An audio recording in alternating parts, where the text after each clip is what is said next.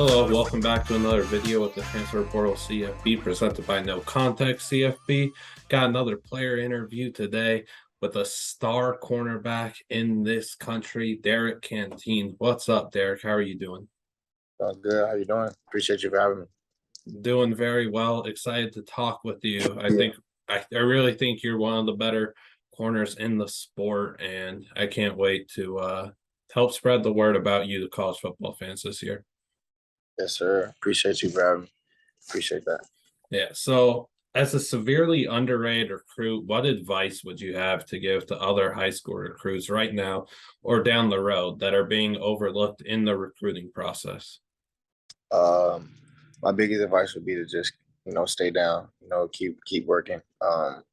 Take it a day at a time, and don't get caught up in all of the stars and the recruiting and the offers and all of that stuff. Just run your own work, run your own race, and regardless if it's D1, AA, if it's FBS, D2, whatever, look at everything as a blessing. And just take a day at a time, and no matter what, the work will always pay off. I truly believe that the work will always pay off. Very well said. Going into the 2021 season, I ranked you as my fifth best corner in the country. You had that extraordinary 2020 season. Unfortunately, 2021, things didn't go your way. The season-ending injury really early on, super unfortunate. But what did you learn from your time off recovering from injury that's going to better prepare you for the future? This time off got me to look at things in a different perspective. I focus in the mental aspect of the game, learning, seeing football from a different aspect. From the sidelines, you learn, kind of the concepts of the game, and you just get a better understanding. On top of that, I took the time to focus on things outside of football, like reading, just my mental health, things like that. That things that I can control that you sometimes shy away from, focus on the game itself. So I think altogether it was a positive for me because on and off the field I grew, so I look at it as a positive and keep moving forward. What are some of the books you've read? You said what? What are some of the books that you've been reading? I read Rick Ross's book. I'm not too familiar with it. I think it's The Perfect Day to Boss Up. 50 Cent has a book. There's a book. One is called the Energy Bus. I'm in the process of reading Relentless. It's the trainer of Kobe Bryant and Michael Jordan. That's a good book that I'm reading right now. So I like to read books that I can relate to in the game of football, and talk about the mental aspect and just pushing forward through adversity. Relentless is a good book that I'm reading right now, but I fairly read books that can relate to the game. No, that's really cool. Growing up, who did you most look up to and get inspired by? My dad, he's from South Florida. He went to Ely High School, and that's also the school that Patrick Peterson went to. So I was a huge Patrick Peterson fan. He actually went to school with his dad. So I've always been a Patrick Peterson fan. I remember when he got drafted. I remember um, his long stretch of straight. I think it was he had a lot of Pro Bowls back to back, just things like that. And I've kept up with him since LSU days, actually. So he's always been like my inspiration, things like that. That's really dope. Pat Pete in his prime was absolutely extraordinary, man. So your phenomenal instinct, stellar awareness, and fluidity always jump off the screen when I watch you play. But for those who don't really know about you and know your game, what would you describe your game as? And then what's one area that you're looking to improve on most? Uh, I describe my game as I would like to be known as someone that's just smart, that you can tell by how I play that I'm very instinctive and I'm very smart and I have good knowledge of the game. I pride myself on, understanding the game and playing it mental first, because I believe that the mental aspect is so important in the game. So that's the first thing that I want to show when you watch my film, is that I have a good understanding mentally of the game, and I play smart. And the area of growth is, again, like showing that I am smart, because as I learned and I got so much, I watched so much film and I learned so much while I was hurt. I just wanted to show like the growth that I took mentally and just the growth that my understanding of the game. Let my film speak for itself and let people when they watch it just know that, oh, this player knows football. That's the main thing I want to prove.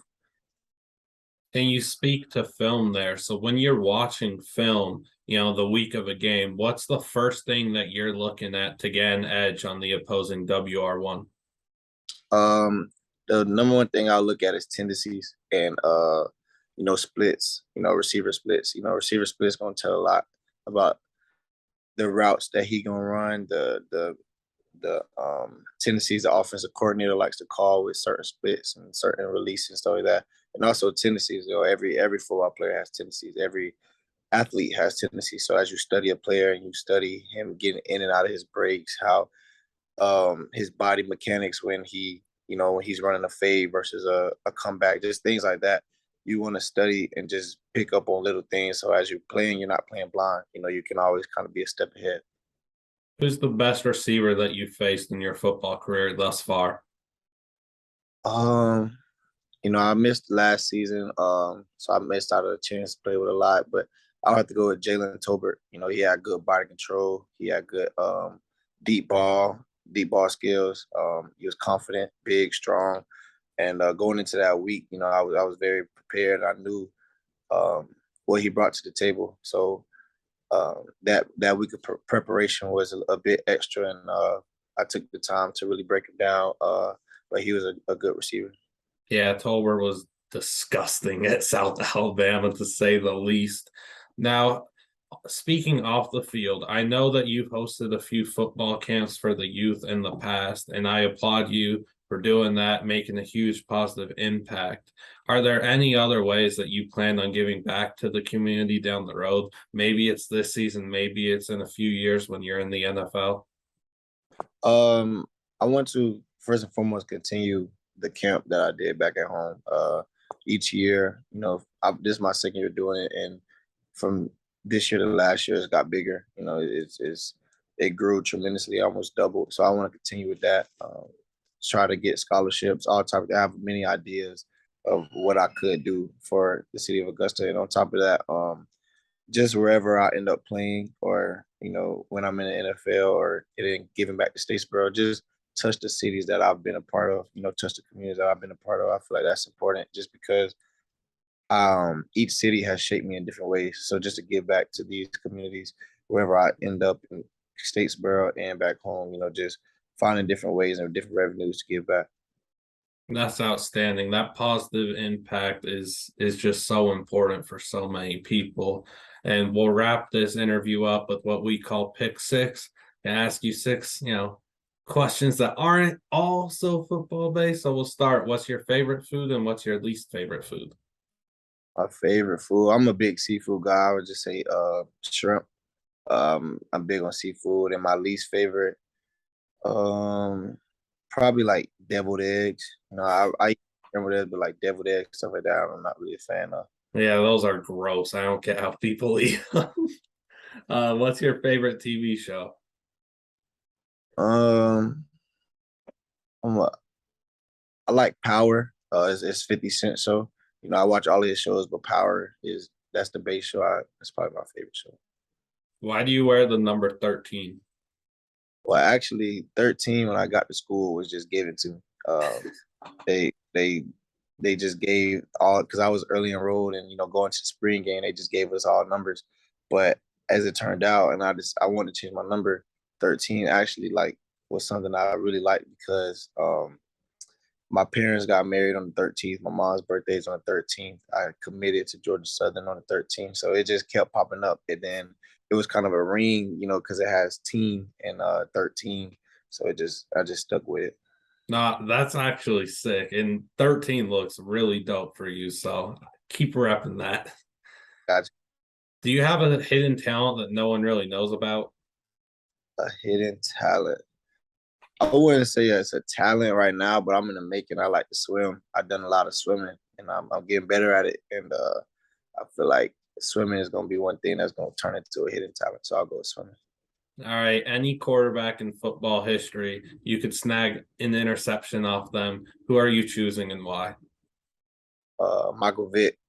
You know, I grew up watching him. I watched his documentaries, all that, and when he was at Virginia Tech, he was just on a different level. So just for my culture and us, like I feel like if I just picked out Michael Vick, it would just be crazy. So yeah, Michael Vick. I can't tell you how many people just say Tom Brady. So I'm so glad we got a different answer. Yeah.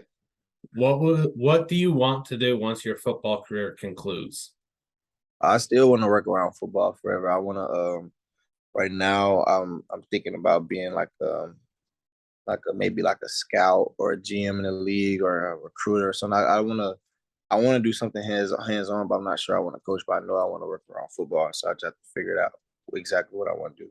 Scouting, GM, that front office life, that would be really cool. I mean, we're seeing a lot of former players keep getting into that, keep succeeding. So, best of luck for whatever you try and do after football in football. But let's set some goals for this upcoming season, both personal and team, and then we'll keep track of them throughout the year and update so people know you're hitting on your goals. What do you got? I'm gonna start off with team. You know, the mindset we want to Sun Belt champion. You know, I feel like we have the pieces in place. We have the offense, the defense, the coaching staff. So I want to win the Sun Belt. And on top of that, obviously win a bowl game, playing a nice bowl game, win that. You know, the sky's the limit. You know, I don't see us. I don't see why we wouldn't reach for the sky with what we have in place. Personal, I'm not. I'm obviously I am into stats. You know, it's a part of the game. But if I had to choose one thing, it would be my my percentage. You know, the percentage of players get caught. The percentage I allow of receivers catching on me. You know, I think in 2020 I had like the third lowest, fourth lowest, and I know like Sauce Gardner was above me. I mean, was lower than mine. So you obviously want to get it low. So if I can get that percentage low as possible, meaning no receiver catches on me, that's what I want. Like as low as possible. Oh, I'm gonna pull up the stat if I have it because I know I've ran it down before. I know Sure. Sauce Gardner led something and you were second in it. Where is it? Oh, opposing quarterbacks QBR is Yep. 31.7 when they targeted you in 2021. Sauce was first with like a percentage maybe ahead of you. And anytime you're in the same discussion as Sauce, Yep. your play speaks for itself. Yeah, he's a great player for sure. Mm-hmm. We'll see you make that meteoric rise in the NFL draft scene. I know a lot of people are sleeping on you right now, but they'll wake up in a few months. Yeah, it's Season's close. finally here. But thank you for doing this and everything. Really appreciate you and your time. And can't wait to see what you do this season and wish you the best of luck. I appreciate you. Thank you for having me. Yeah, thank you. Have a good day.